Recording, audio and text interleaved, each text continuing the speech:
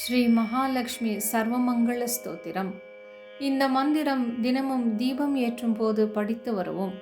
மனமகிழ்ச்சியுடன் தீப ஒளியை ஏற்றும் அந்த நொடியில் பெண்கள் மனதில் சந்தோஷத்துடன் நேர்மறை சிந்தனையுடன் இறைவனை நோக்கி அந்த ஒளியில் அவர் எழுந்தருள்வதாக நினைத்து கொண்டு ஏற்றவும்.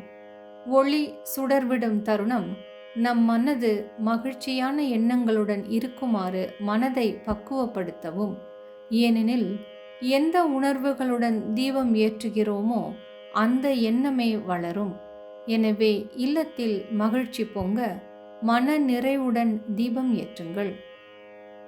மகாலட்சுமி அன்னையின் கடாட்சம் கிடைக்கவும், கிரகதோஷம் நிவர்த்தியாகவும், மனதில் நினைத்த காரியம் கைகூடவும், சீக்கிரமாக வேலை கிடைக்கவும், இஷ்ட தெய்வத்தின் அனுகிரகம் கிடைக்கவும், சர்வ மங்களங்களும் உண்டாகவும், கஷ்டங்கள் நிவர்த்தியாகவும் இதை தொடர்ந்து படித்து வரலாம்.